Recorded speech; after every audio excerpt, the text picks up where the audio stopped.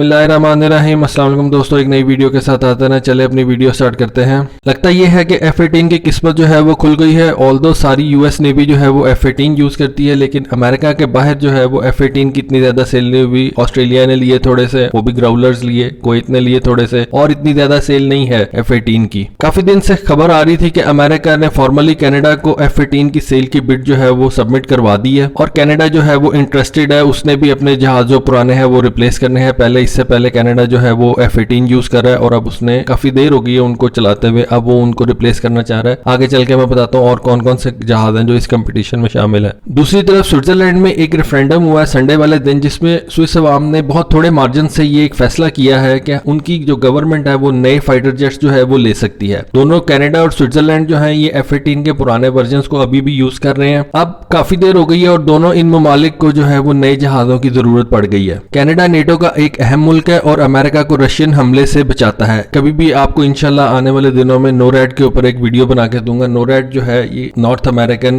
एक ट्रीटी है अमेरिका और कनाडा की, इसके ऊपर आपको एक वीडियो बना के दूंगा बहरहाल। और जो स्विट्जरलैंड है वो भी एक पुराना यूजर है F-18 का, और अमेरिका ने F-18 को कनाडा और स्विट्जरलैंड दोनों को पिच कर दिया, लेकिन दोनों जगहों पे अमेरिका को F-18 के लिए कंपटीशन है उसके सामने। किसी जगह पे तो उसको अपने जहाजों के साथ उसका कंपटीशन है, और किसी जगह पे उसका यूरोपियन जहाजों के साथ उसका कंपटीशन आ जाता है। पिछले दिनों कुछ सालों में आप कह सकते हैं कि कनाडा ने एक ऐलान किया था कि उसके पास जितने भी F-18 है वो उनको अपग्रेड कर रहा है। उनमें से कुछ को वो अपग्रेड कर रहा है और कुछ को वो बिल्कुल खत्म कर देगा और उसकी जगह पे नए जहाज ले लेगा। जो अपग्रेडेशन जो उनके एग्जिस्टिंग फ्लीट की है उसमें क्या अपग्रेडेशन कर रहा है, वो अपने पुराने F-18 जहाजों के अंदर वो ईसा रडार लगा रहा है और AIM-9X यानी कि साइड वाइंडर का जो लेटेस्ट वर्जन है उसको वो इंस्टॉल करवाएगा। लेकिन उसको नए जहाज भी चाहिए थे, तकरीबन 88 उसको नए जहाज चाहिए टोटल। जो उनका ख्याल है कि ये जो इसके पैसे बनेंगे वो तकरीबन वो समझ रहे हैं कि 14 से 15 बिलियन डॉलर जो है उनको खर्चा करना पड़ेगा, और उनको तकरीबन 90 जहाज जो है वो नए चाहिए कैनेडियन एयरफोर्स के लिए। जो अमेरिका ने उसकी बिड की है उसकी उन्होंने एक तस्वीर जारी की है, ये आप तस्वीर अपनी स्क्रीन पे देख सकते हैं। इस तस्वीर के अंदर जो विजिबल चीज है, जो इंटरेस्टिंग चीज है, वो मैं आपको बता देता हूँ। वो ये है कि इस तस्वीर के अंदर जो F-18 दिखाया गया है उसके ऊपर 12 AIM-120 यानी कि AMRAAM मिसाइल जो है वो दिखाए गए हैं। 12 AMRAAM के साथ साथ 2 साइड बाइंडर भी इसके ऊपर दिखाए गए हैं। अब ये एक अच्छा खासा नंबर है, यानी कि आपका जो जहाज है वो एक सॉर्टी के अंदर 14 मिसाइल्स लेके जा सकता है, और आपका एम यही है कि वो 14 जहाज जो है एनिमी के वो गिराएगा। तो ये एक अच्छा खासा जो है वो नंबर आपका जहाज लेके जा रहा है। प्लस इस तस्वीर में देखा जा सकता है कि उसके ऊपर कन्फॉर्मल फ्यूल टैंक्स है। अब कन्फॉर्मल फ्यूल टैंक्स क्यों लगाए जाते हैं? ताकि जहाज की रेंज ज्यादा हो जाए। एक पायलट जो है वो एट ए टाइम एक वक्त के अंदर जब जहाज को ऊपर लेके जाता है तो वो ज्यादा देर स्टेशन पे रहे, यानी कि ज्यादा देर जो है वो हवा में रहे और किसी भी एरिया को वो कवर करे ज्यादा देर के लिए। फिर अगर आप थोड़ा सा नीचे देखें, इसका जो सेंटर लाइन हार्ड पॉइंट है वहां पे आप देख सकते हैं कि जहां पे फ्यूल टैंक होता है वहां पे फ्यूल टैंक के आगे एक IRST पॉड लगा हुआ है। ये एक उन्होंने खास किस्म का पॉड बनाया, इसकी मैंने आपको वीडियो, इसको लीजन पॉड कहते हैं। इस लीजन पॉड में ये होता है कि इसका एक हिस्सा तो उसके अंदर फ्यूल होता है और अगले वाले हिस्से के अंदर ये IRST पॉड लगा होता है, यानी कि उसको आप IRST भी जहाज को वो इस्तेमाल में लेके आ सकते हैं। IRST आजकल क्यों ज्यादा मशहूर हो गया है इसके ऊपर भी मैं आपको वीडियो बना के दे चुका हूँ। बेसिकली IRST जब से स्टेल्थ जहाज आ गए हैं तो IRST के जो डिमांड है वो बहुत ज्यादा बढ़ गई है। इससे पहले रशियन इसको यूज करते थे, लेकिन अब अमेरिकन ने भी इसको बहुत ज्यादा एक्सटेंसिवली यूज करना शुरू कर दिया। अब F-18 के साथ साथ और कौन से जहाज जो है वो इस कंपटीशन में, कैनेडियन कंपटीशन में शामिल है, वो है F-35 और ग्रिपन। दोनों जहाजों के कुछ प्लस पॉइंट्स हैं और कुछ नेगेटिव पॉइंट्स हैं। ग्रिपन का प्लस पॉइंट ये है कि बहुत सस्ता है, लेकिन इसका जो नेगेटिव पॉइंट है वो ये है कि ये बहुत छोटा है और सिंगल इंजन है। और कनाडा इतना बड़ा मुल्क है कि जहां पे आप अफोर्ड नहीं कर सकते इतना छोटा जहाज जो कि बहुत ज्यादा फ्यूल नहीं लेके जा सकता, जो कि बहुत ज्यादा दूर नहीं जा सकता। कनाडा की जो बाउंड्रीज हैं वो बहुत ज्यादा बड़ी हैं। अब F-35 पे आ जाए।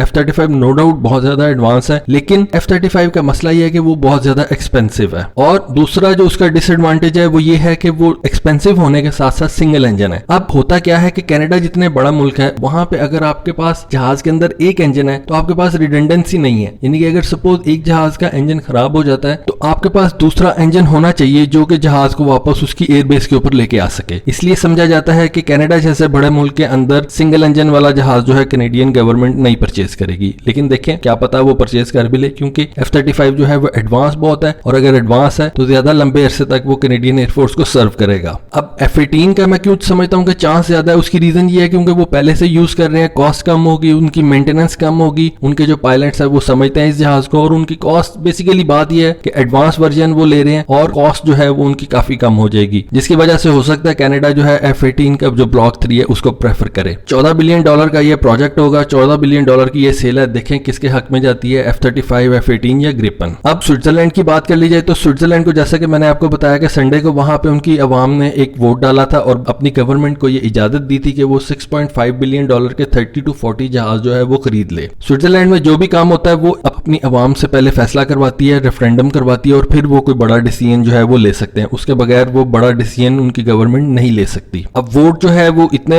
ठीक है, काफी अवाम ने उनके डाले वोट, लेकिन जो टोटल डिफरेंस था येस और नो में, सिर्फ 2 बातें पूछी गई थी कि क्या हमें जहाज नया लेना चाहिए या नहीं लेना चाहिए। तो जो वोट पड़े सिर्फ 9000 वोट ज्यादा थे, यानी कि ऑलमोस्ट 51 to 49 रेशियो थी वोट्स की येस और नो की। लेकिन लकीली येस में ज्यादा वोट पड़े, सिर्फ 9000 ज्यादा वोट पड़े, जिसकी वजह से उन्होंने डिसाइड किया कि हम नया जहाज लेंगे। कनाडा की जो कंपटीशन चल रहा है उसमें कौन कौन से जहाज जो है वो कंपीट कर रहे हैं, उसमें रफाल है, उसमें यूरोफाइटर है, उसमें F-35 है और उसमें F-18 है। अब रफाल और यूरोफाइटर जो है ये बहुत ज्यादा महंगे हैं। स्विट्जरलैंड इतना बड़ा मुल्क भी नहीं है, ठीक है, बहुत अमीर मुल्क है, उसकी इकोनॉमी बहुत बड़ी है, तकरीबन $700 बिलियन की उसका GDP है। उसका जो पर कैपिटा इनकम है वो $60,000 है, अमेरिका से ज्यादा उनका पर कैपिटा इनकम है। लेकिन इवन देन वो जरा किफायतशार से हैं। ये किफायतशार मैंने लफ्ज जो यूज किया है इसका मतलब है कि आप समझ लें कि वो थोड़े से कंजूस समझे जाते हैं। लेकिन देखें वो क्या चूज करते हैं। उसके बाद F-35 है, उसकी कंपटीशन में F-35 एडवांस है बहुत ज्यादा, लेकिन आई डोंट थिंक सो कि स्विट्जरलैंड को इतना ज्यादा एडवांस जहाज जो है वो चाहिए। F-18 का अगर ब्लॉक 3 भी वो लेके आएंगे तो ये भी उनके लिए बहुत ज्यादा एडवांस होगा और फिर वही बात आ जाती है कि वो पहले से यूज कर रहे हैं, उनकी मेंटेनेंस कॉस्ट कम होगी, उनके जो पायलट की ट्रेनिंग की कॉस्ट है वो कम होगी, तो F-18 के चांसेस यहाँ पे भी ज्यादा मैं समझता हूँ। तो दोस्तों आप कमेंट सेक्शन में बताइए कि कनाडा कौन सा जहाज लेगा, क्या वो F-35 लेगा या F-18 लेगा या ग्रिपन लेगा। ग्रिपन तो बहुत मुश्किल लगता है, लेकिन फिर भी आप कमेंट सेक्शन में बताएं। और स्विट्जरलैंड जो है वो कौन सा जहाज लेगा, रफाल, यूरोफाइटर, F-18 या F-35। आज के लिए मेरी तरफ से बस इतना ही। Thank you, Allah Hafiz.